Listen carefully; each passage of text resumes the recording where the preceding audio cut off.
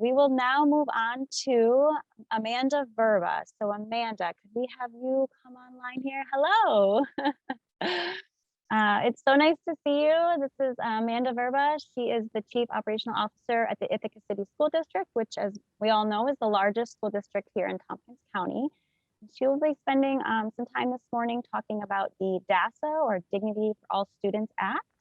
We're very much looking forward to that. And again, we invite you to put your questions into the Q&A, and I can help moderate those.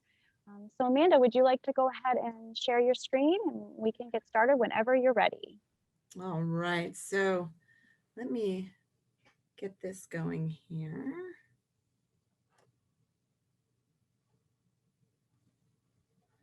So everyone, you know, it's uncommon for me if you do know me. Fantastic.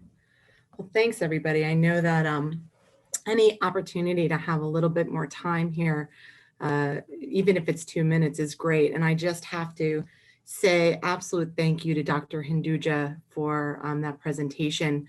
I was telling him when I had the opportunity to speak to him before we were just sort of getting started that you know, I think his work and his books were as close to a how-to for parents during a pandemic as possible. For those of you that know me and that remember me when I was a staff developer and a presenter in the region, you know that you've probably watched my own child grow up. Believe it or not, my daughter is now a senior in high school. And of course, you know, that little pandemic blip on the screen in her life was pretty chaotic and filled with technology that we as a family always tried to sort of use as a tool, use as a connection, not use as a crutch and use as something that became an integral part of life. You know, my daughter struggles with ADHD. And so as many of you know, students and technology, that recipe isn't always a good one. And so this was, you know, really challenging times for us. And Dr. Hinduja was just so helpful around sort of, you know, still maintaining boundaries when you watch his information online or read his books. It's just fantastic. So I know that Celia Clement, who invited me to be here today, and I had the privilege of hearing him speak many years ago, and it's even more relevant and just as fantastic as before. And it is such a credit to the work in all of the fields, whether it be cyberbullying and youth development. My youth development heart is singing every time we hear about resiliency, every time I hear about relationship building and really working with young people on identity development. That is exactly what the work is. And so I actually have, I'm going to, tend to go to that a bit. But for me, I also believe in that for myself, right? So this format that we have here in terms of this Zoom training, many of you, I am a connector. I am one that will try to connect with folks over content. And so these slides are unfortunately content heavy because I'm not able to be in a room and sort of feel the vibe and even see your wonderful faces and pick up on that energy and be able to move in different directions. So my apologies stylistically, this is out of my comfort zone, but I'm going to do the best I can to ensure that this is really a meaningful time together. I also have a couple of clocks in front of me because I do get excited about topics. And even though I am the business official chief operations officer for Ithaca City School District, this is my heart work. Right? The business official work is my head work, but this is my heart work. It has always been something that I've always been a part of since I started almost just a couple months shy of 30 years ago here in this community. And so I'm really, really, really proud of some of the connections that I've had here and thinking about ways that we have really created change in this community, awareness in this community, and I hope that this builds on it as well. So, what I bring to the work, I'm so glad that Dr. Hinduja also talked about a little bit of identity, right? Let's take a minute. Let's recognize who are we bringing to this work? The who am I? Where have you come from on sort of your journey with this work? And then most importantly, why does this work still matter to me? There's a reason why you're here. And when I ask that question in maybe the face of someone that is meaningful to you or someone that matters to you, it might be a family member, it might be the students that you work with. And so that's always sort of like that temperature check, right? That gauge of why we do this. And anytime we do Dignity Act work, we want to make sure that we can evoke an image of something, someone that we remember that this matters. This matters to lots of people, and specifically, right, to family, caregivers, and friends and self. And so we just want to bring that with our work with us. So the Dignity Act, as many of you know, and I'm going to do a bit of a review for some of you that are in school districts, but perhaps this might be a little bit new to some of you that don't work in school districts all day, every day. You know, this is not a new law. This is actually, shockingly, many of us in the practice, when this came into being, we sort of did that like, wait a minute, this wasn't in New York State law somewhere, you know, at some point in time. There were a lot of federal laws that we were able to refer to around prevention of discrimination and harassment and bullying. But really, in terms of New York State law, this was relatively new in 2012. We've had a lot of practice since then and a lot of evolution since then. It was amended. The first iteration talked a lot about in school or on school grounds, and you're still going to see that a little bit in the law. But then they remembered, oh my goodness, wait a minute, cyberbullying, all the things that happen outside of a school day or the parameters of a school. And then in 2018, they really wanted to drive home the specificity around gender identity and expression as schools evolve and support children who, you know, are really growing self and understanding self. And so we want to make sure that schools are inclusive for everybody. And so that was one of the changes that was made to the law. Back when, you know, it was called Teaching Tolerance. It's now, I think it's the Center for Social Justice.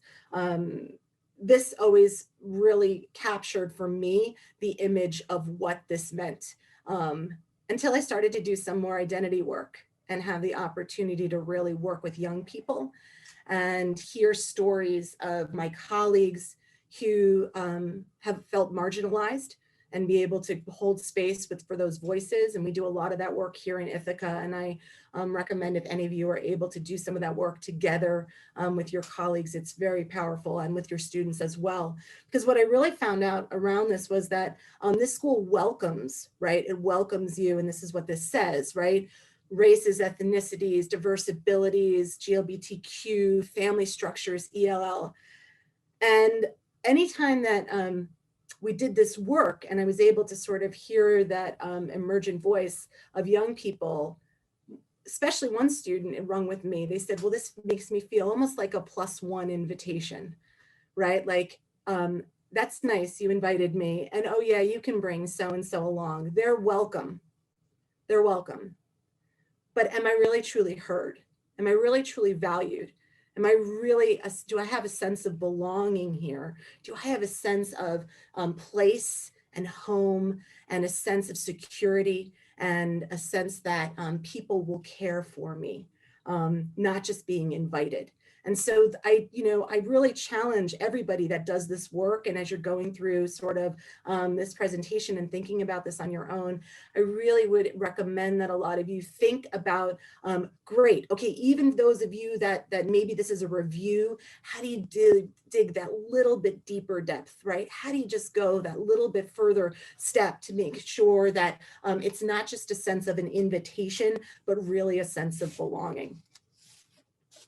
So the Dignity Act is chock full of definitions. So we're going to have 3 sort of slides in a row of the different types of things that are defined in the Dignity Act, that if there is a violation of these definitions, they could potentially rise to the level of what is called a material incident.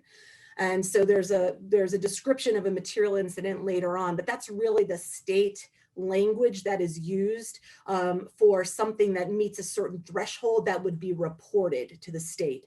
But all on that pathway to get to a material incident, you have to sort of identify what you're seeing, what you're hearing, what you're experiencing and witnessing. And so one of the elements, the key elements of the Dignity Act that we must ensure that we are aware of to secure a safe and caring community for young people is for a community to be free of discrimination, right? And so for me, you know, you look at these things and you say, okay, I know that there's federal laws that were protections in New York State and across the nation, and many school districts, workforces, they have discrimination policies that talk about these things. You'll see here, you know, that there's that sort of at the bottom, right, the other on the bottom right corner there. And that oftentimes is where school districts, at least in my experience, and I'm the Dignity Act coordinator for Ithaca City School Districts and still serve as a consultant and, you know, support for lots of my colleagues that are still doing the work, right? That other sometimes causes us pause because we're like, well, what might that mean? What does that encapsulate, right? And so discrimination, if it's based on your actual or perceived something that could separate you, create other status, create a sense of being marginalized, right? What might that look like? And so I reached out to colleagues because I want to make sure that I captured some voices. And what's really fantastic about working in Tompkins County is that there's just this beautiful network. You can send one email. I blind copied everybody so that nobody felt any pressure. They were just writing back to me. And I said, okay, tell me some stories that, you know, and I asked them some questions here. And some of the things that came up under that would fall under the other category that I think are really important, you know, are things like the way we think about young people and their family structure. So someone shared a story about, you know, a situation where a young person spoke up for themselves, two different situations where they actually had two moms, or there was a situation where there was a really difficult divorce happening, and dad had sort of dropped out of the picture for a while and wasn't able sort of to be connected with, and it was around a Father's Day craft. And young people in both situations spoke up to teachers saying, I'm not comfortable. I don't feel that this includes me. And I'm sure that they use their probably beautiful second grade words to describe that. And, you know, in both situations, the teachers forced sort of that activity to move forward, saying things like, well, you know, they're just not right now around. They'll be back. They're not dead. That's a real quote. And also another situation where it was just like, well, you can give it to a grandpa or an uncle. Don't worry about it. Just, you know, just participate. And it was really kind of compelling information because you don't think about, you know, that popping up to the list. Notice socioeconomic status, right? Kids that are marginalized because their family income or their inability to pay for things or purchase things or shop at certain places separates them and marginalizes them from another group, and that can lead to discrimination as well. And so those are really important pieces for this. The next slide is, I'm warning, this is a warning of a lots of words slide. Okay, I put it on here because it is probably the weightiest, but also one of the most important elements of the Dignity Act for all students in New York State. And it really is the way that New York State describes and defines harassment. So I have learned on virtual worlds to be comfortable with a pause and a quiet. So I'm going to stop for a second to allow you to have some reading time for this.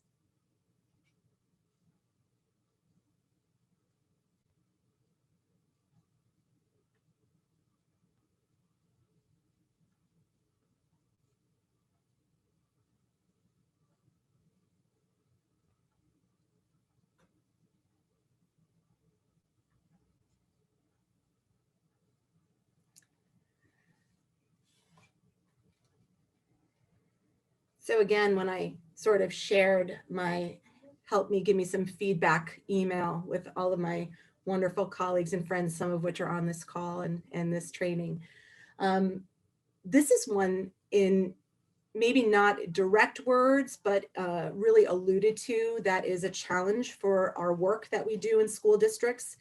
And it really gets at the element of essentially sort of who gets to determine this?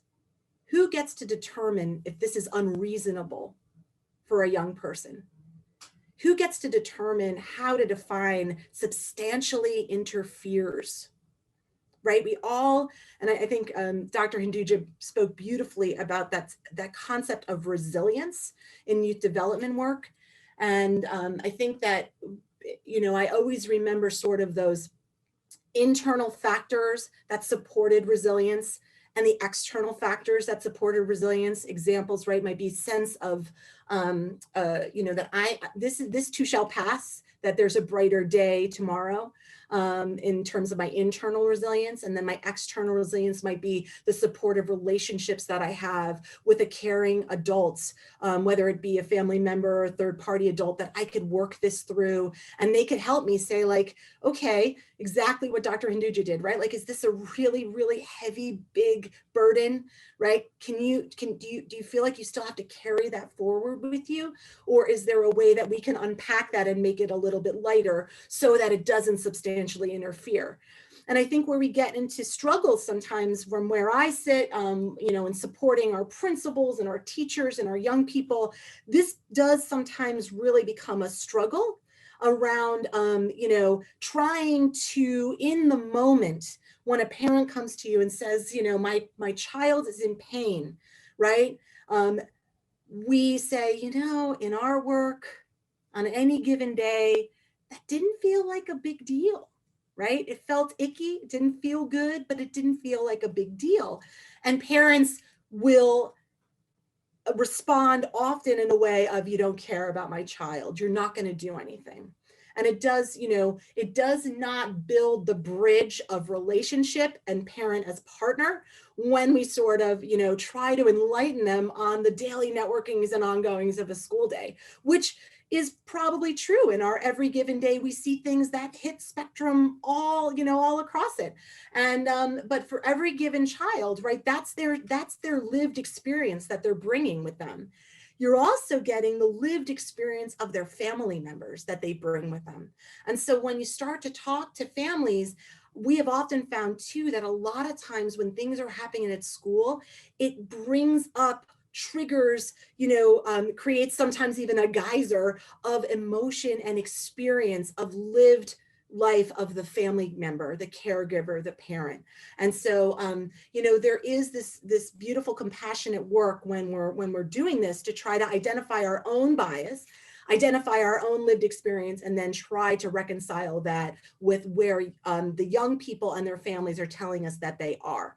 And so this one does cause, you know, a lot of thought and again, a lot of that work to be done to just slow down to get to a place where we can make our determinations. So I have a huge shout out to my TST BOCES colleagues. We had talked about this for years and Jennifer Astles put this together on one slide. I sort of modified it a bit for this presentation, but I know for a fact that when we share this slide, and typically it's sort of in a pyramid going the other way or a little step the other way. This is the #1 slide from every presentation we've ever done on bullying that people print out full 8x12, maybe even larger. I have watched principals laminate this. I've watched social workers and psychologists laminate this. They keep it right at the ready. They have it ready to go as a PDF or a, you know, a picture in an email because you know, to get to Dr. Hinduja's point and everything about today, right? We want to make sure that when we define our terms, we have an understanding of sort of what we're dealing with and how it impacts the young person, and then what we can do next. And again, getting back to sort of that idea of resilience and skill building. And I loved the term swoop in and rescue. We so agree with you, Dr. Hinduja. So often we as adults create a culture where understanding the differences between these concepts become more difficult. And so when I would do trainings up at Ithaca College on the Dignity Act, they were 6-hour full day Saturday trainings. Those poor students, bless their hearts, they were great. You know, they'd stick with it with me. And I would honestly own the fact that, you know, myself and many other my colleagues, we were some of the, you know, like early adopters of just like conflict mediation, right? Training teachers, like be vigilant, training paraprofessionals, support professionals, TAs, aides, like watch your playground. If you see something, do something, right? And what we did was we created a situation where we didn't separate these terms. We actually created a situation where we had folks who, you know, were watching for meanness and rudeness and conflict. And I think a part of what we were doing was not allowing for young people to work with the stuff over on sort of the right side of the screen, right? The mean, the rude, the conflict. And what we were doing was we were creating an imbalance ourselves by saying that things felt so icky that it must be bullying. So unnerving, so insurmountable that it must be bullying. And so I'm owning that. I'm going to own that. And I'm sure that many of us on the call have done some self-reflection on that, going like, oh, wow, I probably called things or misdiagnosed things because of my urgency to make something right, to make someone feel better, to move on to the next activity and not, you know, not have to spend the time that it really takes for that human interaction at that developmental age and stage to figure it out and work it out. Now, on the green column on the left, that is exceptionally real and harmful behaviors and moments of disruption and pain for young people in their school day. I am not denying that at all. The whole conference obviously is dealing with the bottom of that column, cyberbullying, which is really through means, right? The live streaming, the social media platforms, the gaming, all of that.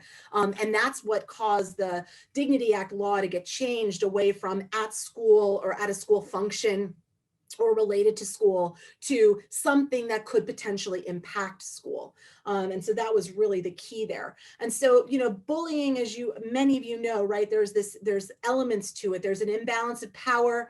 There's a false belief that it happens many times. It could have the, you know, it could be the first episode that could lead to more occurrences. And there is sort of this intention to harm, right? And I always, on any time I talk about bullying, I'll say this a couple times. It is not to be resolved through mediation. You will never be able to correct sort of that imbalance of power in a face-to-face. And in fact, you may even reharm the young person that felt bullied. So we want to be really careful about that. With this one, I want to just say one thing, and it's one reminder that this law is about students. I put it in there, students, right? Students are the center and the focus. Students can be impacted by other students. They can be impacted by adults. So this would apply also to adult behaviors upon or toward a student. What it does not apply to is, in the Dignity Act itself, is the adult. Many adults believe that this law protects them as well from these sorts of things that we just spoke about: discrimination, harassment, bullying, and cyberbullying. That is not this law. Right, there's labor law for New York State that we would refer to, sexual harassment law, right, equal opportunities, civil rights, all those things, Title IX, but that is not this law. This law is for young people. So, you know, we oftentimes have situations specifically on cyberbullying where social media platforms would be used and it could be about us as administrators or staff. It could be about staff or young people, and it's blended sometimes depending on what type of watchdog group. And we're finding these popping up a lot in our school district, and I don't know if they're elsewhere as well, but watchdog groups either, that are outside of the district looking in, and those could be like Facebook groups, or they could be on Instagram, and sometimes those are student run, and they're like voice, like, fill in the blank school voices, right? Or advocates. And sometimes that content, can get really mean, definitely rude, definitely cause conflict, and may rise to the level of a Dignity Act violation, right? But the reality is that if it's about adults, there's different laws that we would have to go to. And we've had adults come to us, staff people, to say, like, look at this posting, this is what was said about me. And it's a Dignity Act violation, and it's actually not. And we also have to take into account what's posted in a school world online, around First Amendment rights of students as well. So, it's many times that's perceived as like the school didn't do anything, or they're not trying. We sometimes, when these cases get really intricate and there's nuances to them, we actually do have to consult with one another or consult with attorneys to really make sure that we're walking the right path when we're trying to resolve these things. So again, we're going to pause for a moment. If you have a little piece of paper off to the side, or you can even use the chat, I don't know if that's available. We won't read these now, but this is just sort of a moment of just a check-in on self, right? We just went through a lot of information. Right now, what are you thinking about? As we move into some more of what is it in, like, what do I have to do? What is expected of me, and what we should be doing for young people? And you can jot that on a piece of paper next to you if you want.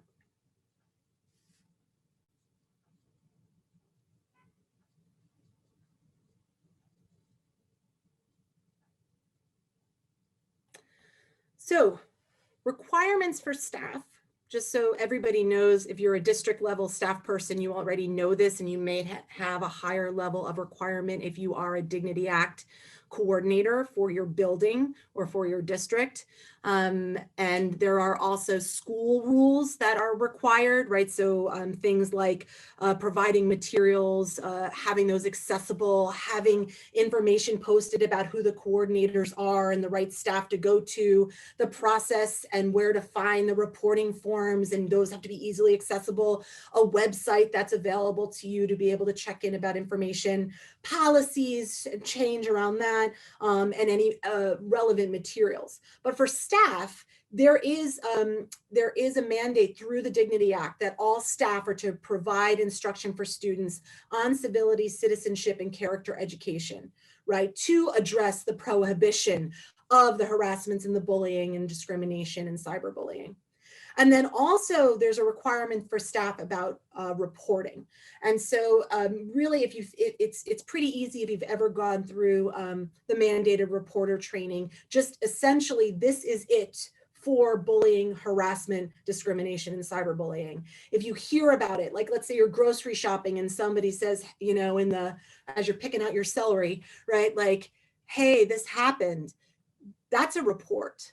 And a lot of times where school districts go wrong is we assume that a report has to come in on some official form. We don't ever want to be accused of willful indifference, which is essentially we knew about it or should have known about it and we did nothing about it. That's the quickest way to get us liability, right? And also the quickest way to harm our relationships with our young people and our families. So anytime, any way that a report comes to you, rumor mill, that you read it on social media, you get an anonymous and or confidential report, right? Anonymous doesn't typically have a name associated with. Confidential, which is always my preference, although I totally know that anonymous has to exist. It just makes it harder to investigate. Confidential, right, is I actually built a relationship with someone that they trust me to come to me and talk me through this and ask that maybe, hey, I don't really want to be part of this. We would hope that our whistleblower laws, right, the protections that are by law for anybody that reports something like this, we would never take any kind of action against them or retribution against them. But that those are sometimes for some people really difficult to trust.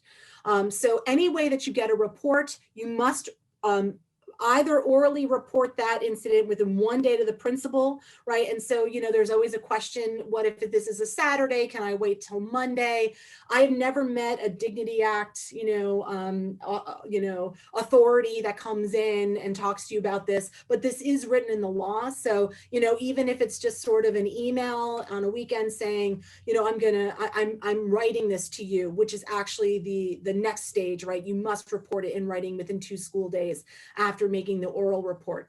The reason being is that if you were the one that a young person came to, right? Number one, congratulations. That means you built a relationship. You have somebody who relies on you and believes in you and thinks that you make a difference. And so that is so valuable. So you're the person, right? Number two is we have sort of forms, and they're all over websites. You can find them. And I have a link to the statewide website, which you can refer to if you don't have one already. And I can help you develop that easily. Just let me know. You want to capture as much details as possible, because once you get this and you submit it then over to your Dignity Act coordinator, which in most buildings, it's your building principal. The building administrator, right, has also requirements. Okay, so they should have already by this time trained you, alerted families, given information about the Dignity Act, who the contacts are, and who the coordinators are. They should have implemented all the policies and procedures, right, and they should be the one to lead or delegate and work with a team, a Dignity Act team, to go through the investigation. And the investigation, there's lots of ways to do that. In this, I have a link to a tool that I use for administrators, but I can also share that with Bridget as well for folks to see. And it's really just sort of a nice, like, step-by-step, like, how do I do a proper investigation? Some of the things when we're doing investigations, right? I put those words unfounded and founded material incident, because you're going to do an investigation without any assumption. You don't know yet what you're going to find, we hope. And in fact, if I was still, your staff developer, I would say you will do investigations without any assumption. And that's one way that we go wrong as well. We believe that we know the situation. We believe that we know the kids. We believe that we know the family. And that bias again, right? That work that we need to do to identify what are the contributions to this process, and are they helpful or hurtful, right? Don't let that cloud sort of your vision of where you're going to land.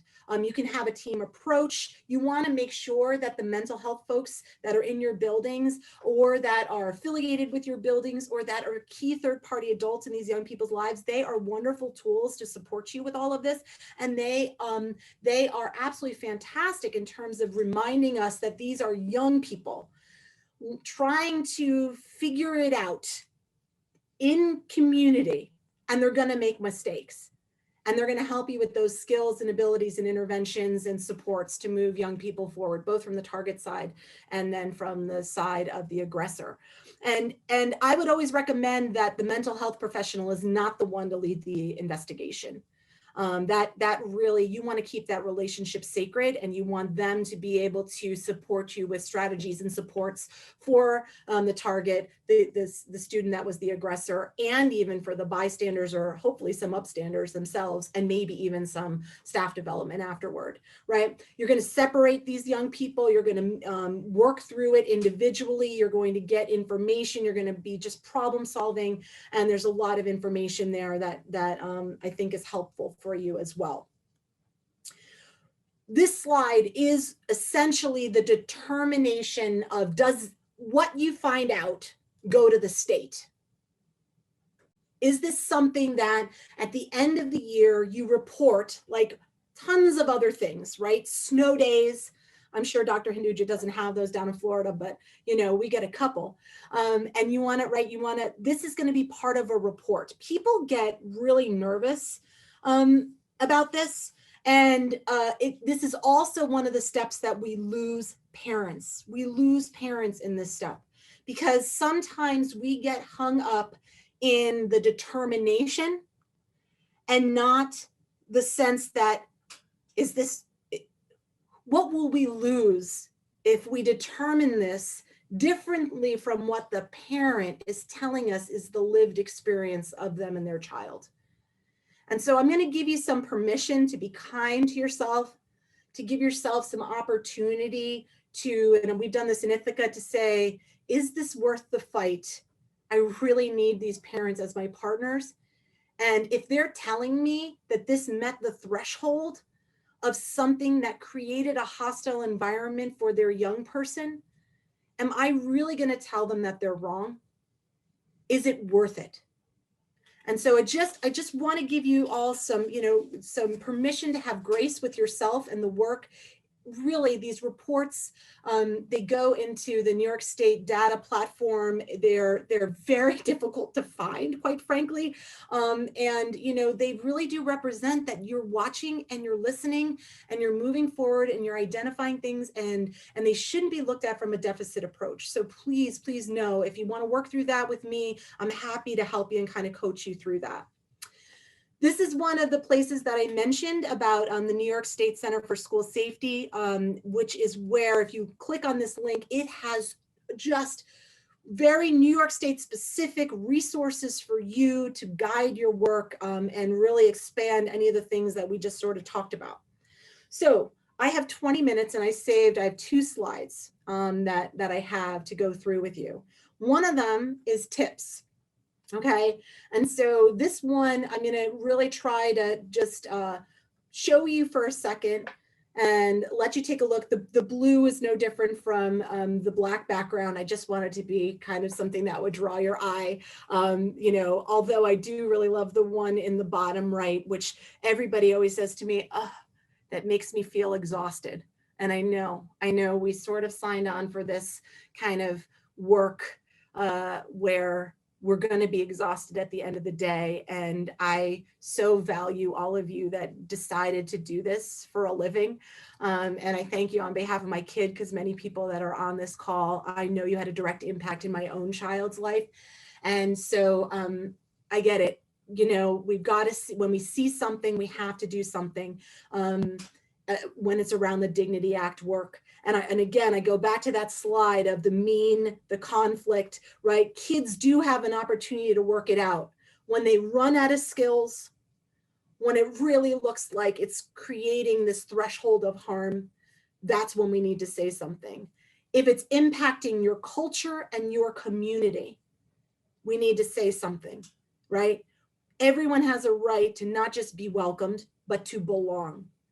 And so you can come as you are, you can come with your belief systems, you can come with your ideas, you can own your sense of place, but you also have to then validate and affirm others, right? Because we want to be in a community with one another.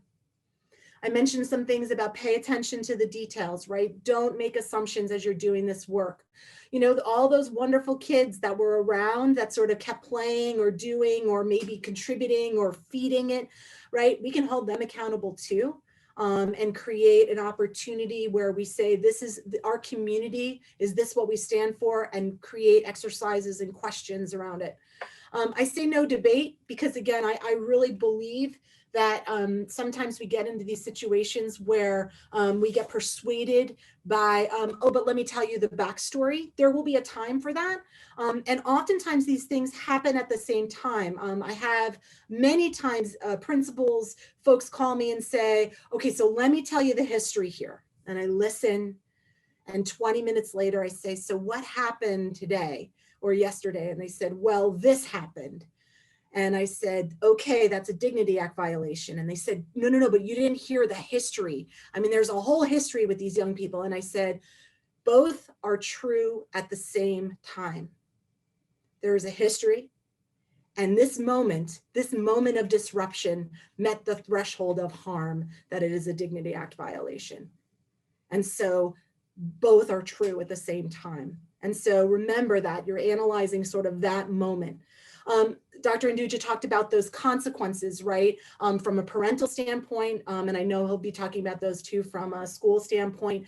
I always say, right, first of all, first and foremost, is it related to a young person's ability, right? And I always try to come from an ability focus, like where are they developmentally? Where are they in terms of their growth and development with their behavioral plan? Where are they in their growth and development with their IEP or their 504, right? It should be predictable. Young people can help you, even at the youngest of ages, build sort of a consequence structure or a community structure of sort of when there's a violation of that community sense of belonging and inclusion, what do we do about it as a community, right? When parents are in pain, it's always nice to be able to say, look, we have all of these things that we can do, right? Here are some of the ones that I identified, I've circled them, of strategies that I think might fit this situation to move forward with. And I'm wondering if I missed any. You know your kid best. Are there others on this list that we could work together? Parents are going to want to hear that there are consequences for the young person that harmed their young person, right? And so that's also a delicate balance, right? You can't do the just trust me, especially if this is the first time that they've received a phone call from you. They don't know you.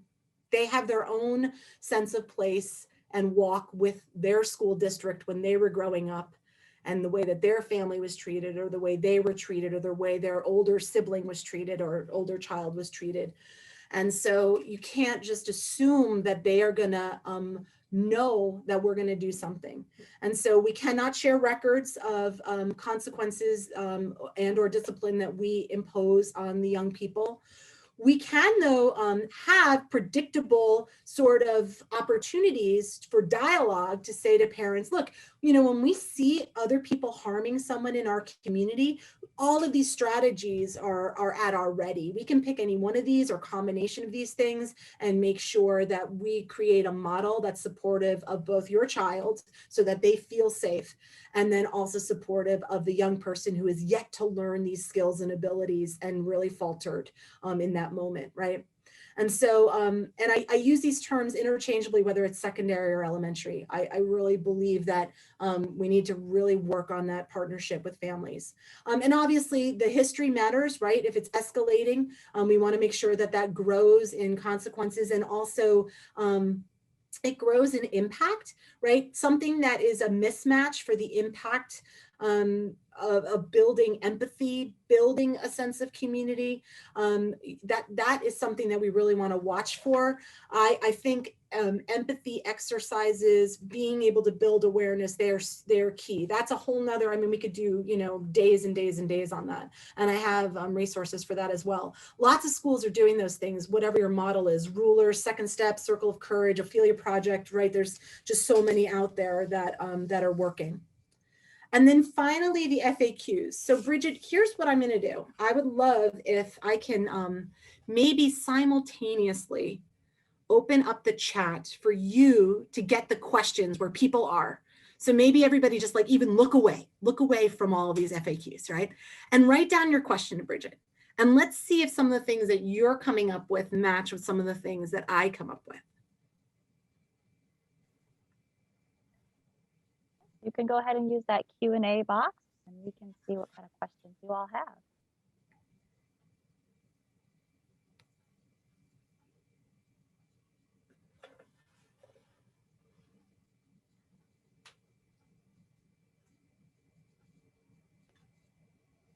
And while you're doing that, I'm going to just sort of start here and just maybe go through a few of these, right? So I frequently asked questions to me are always really fun because it depends on whose voice, who's asking the question, right? Because you can imagine in this work, the voices are varied, right? And they're all different places and different experiences depending on where they are in this.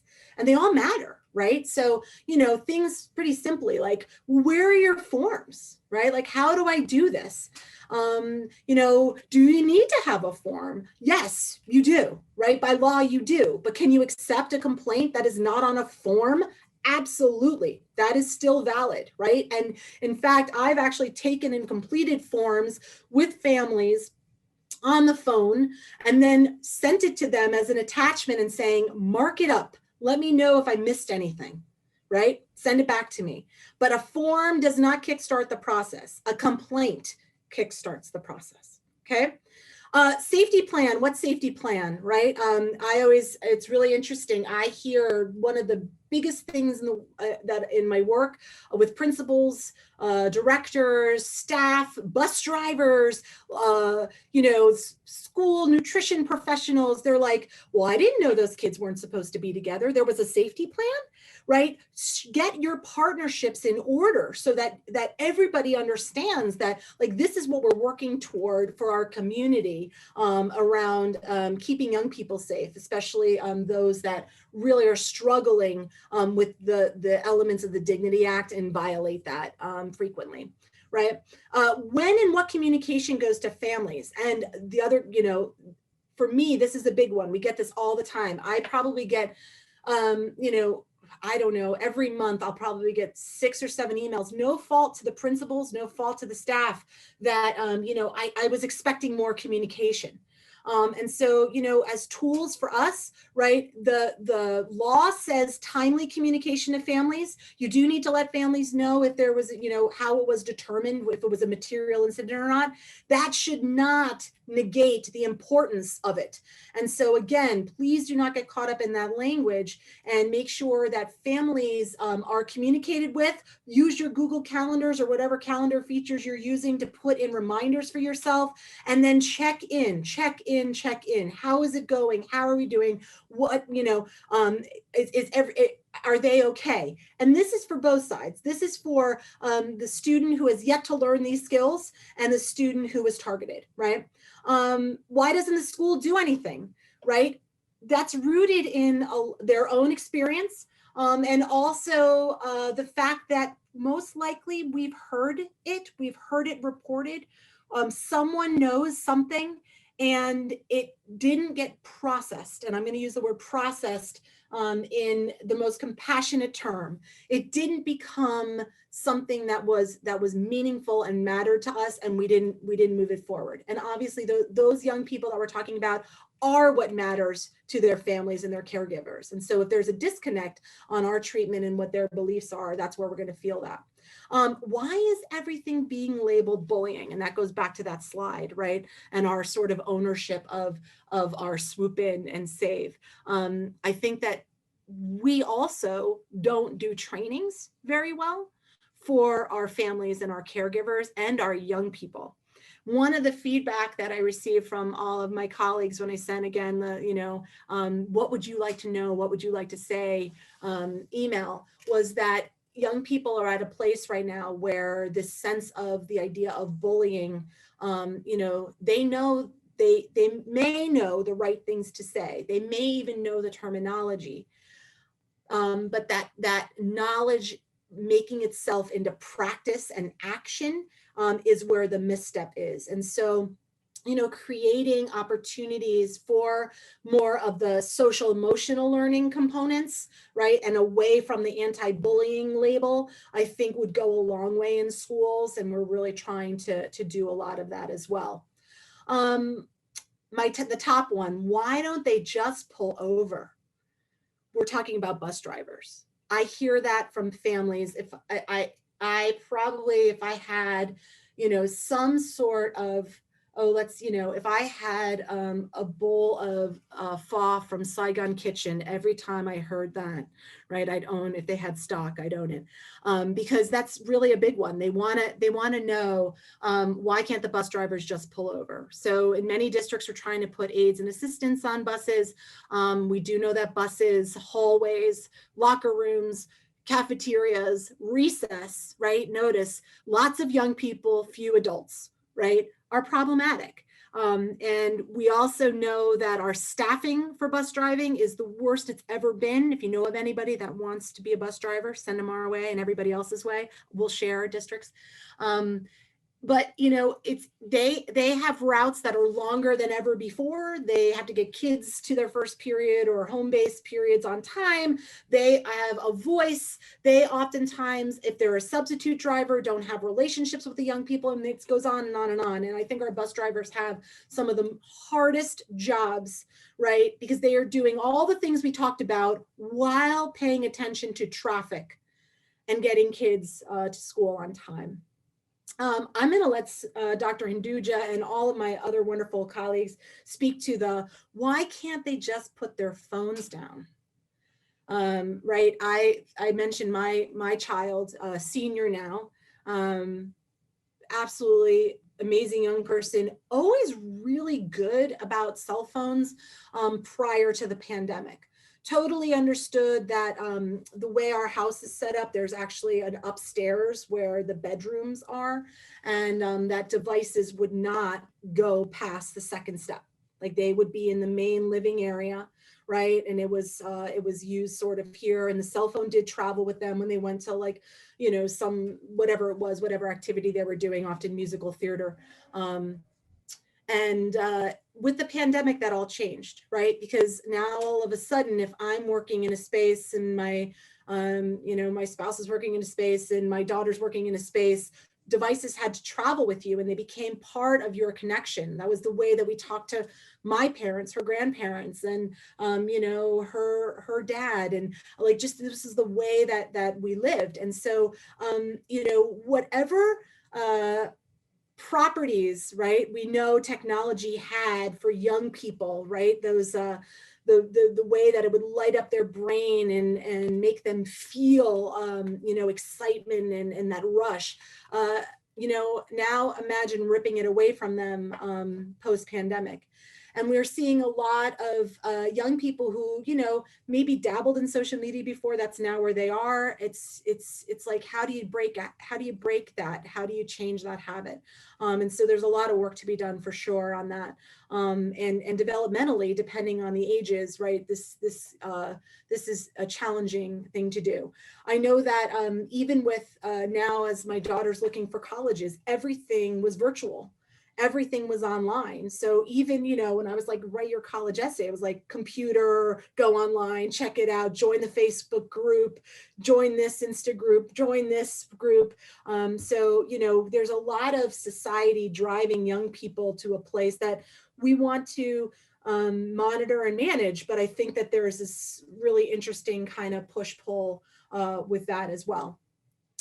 Why don't kids report it to us so we can help, right? Probably because we failed them at some point in time.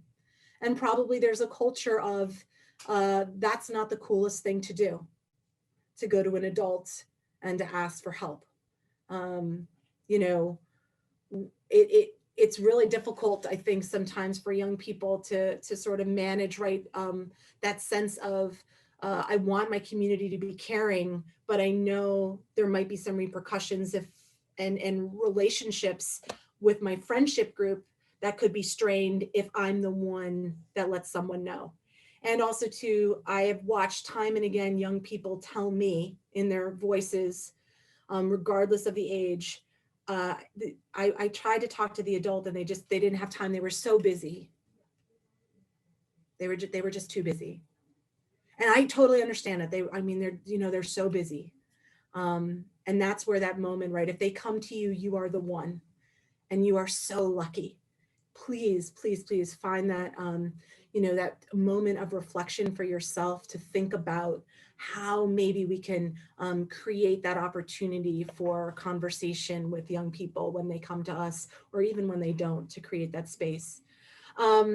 You know, a few others that are frequently asked, this comes up a lot. Well, you know that family, right? We've dealt with them for many years. That right there, I already know that the investigation, I'm going to have to do some real training with whoever comes to me, whether it's from another district or my own, of just like, okay, hold on, stop.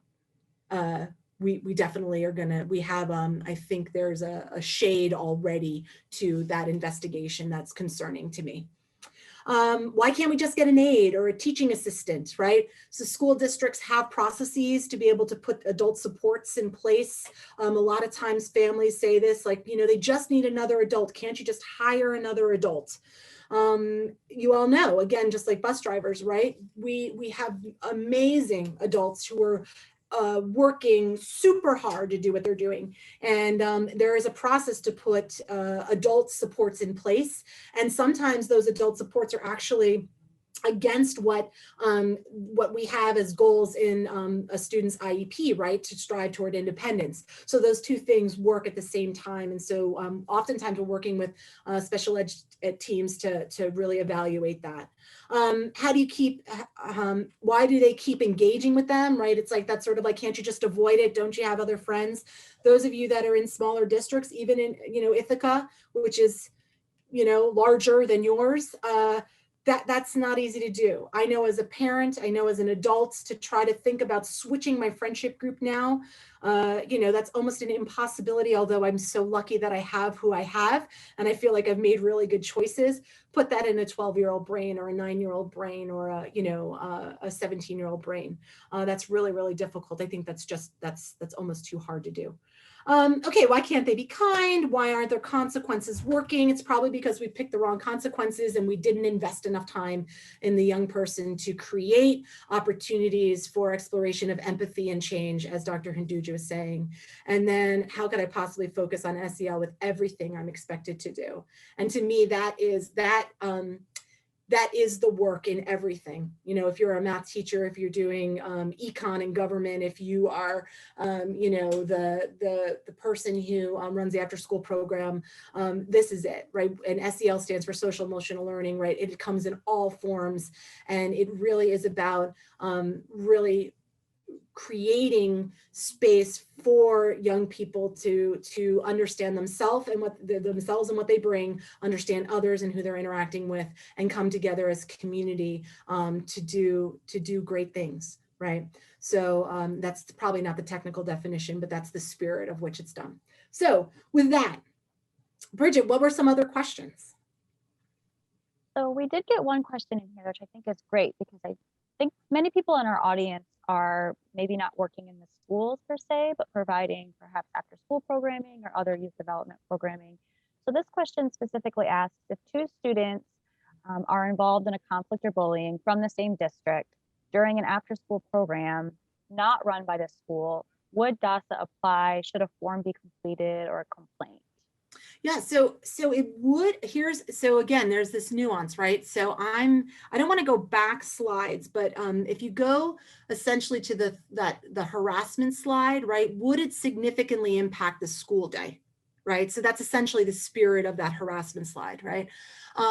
So in after school programs, when it would not apply for DASA, and again, I have to know how it's funded too, right? So if it's a school sponsored after school, but if it's like independent from the school, but you're using the school space, it can go a lot of ways. And I think number one, if the young people are not interacting during the school day, so you might have like a 4th grader and a 2nd grader, and they never really actually cross paths during the school day, and it's not impacting the school day, right? Then I would say most likely that's going to be something that you're going to be working on in your after school program, because they're coming into interaction in the after school program. However, I'm going to give sort of like the little asterisk, right? If at 1 o'clock, the young person starts to go to the school nurse and they're no longer able to focus on the rest of the day because they're getting so anxious about after school, that's a DASA situation, because it's now impacting the school day. Right. And so that's where we would serve as partners with after school programs to be able to work through that, because now by law, it is our shared problem, right? We will work together to solve that. And so that's one of those things that I think is a little bit of a nuance. I hope that's helpful. I think that's great. I think those are really good concrete examples of how it might apply. Are there any other questions for Amanda now? I'm wondering if, just in regards to other districts, or how do parents, families, you know, providers get more information about, DASA within their own district? Is it something that's on their website, or can you talk a little bit about that? Yeah, so again, I did not do a scan of everybody in the region, what their websites are, but I do know that TST BOCES Youth Development Program, supports districts in this region and beyond around ensuring that at minimum you're meeting the, what's required of you. So every school district should have policies in place around Dignity Act. They should have an area of their website that's, helpful in terms of learning about the Dignity Act. And, the youth development program, definitely a TST BOCES. And then, and if it's not budget season, you can call me. We, so many of us are skilled and able, and even the panel members that are coming up in the next one, right? Like, everybody is able and willing to do PTA meetings or support content for a newsletter in schools. So, don't recreate the wheel, like reach out to this network and let us know. We're happy to help in any way that we can. So many of us, this is our, like I said, this is our heart work, right? Like this is the stuff that we do, and we do it so just so with such investment. Great. Thank you so much, Amanda. You're so welcome. I don't see any other questions at this time. Again, we'll be able to share this recording and the materials that Amanda has put together, as well as all of the websites. Amanda, I just want to thank you not only for your time today, but for your decades of dedication to the youth here in this area. I know you've done a lot of work in your past with youth development, and then now with the school district. So thank you so much personally for all your work and dedication. And thank you for the great information and your enthusiasm. Yeah, thank you. I'm so honored to be here with Dr. Hinduja. I seriously, it's just truly something that thank you. Thank you so much. You got it. Thank you. Okay, with that, I'm going to stop recording.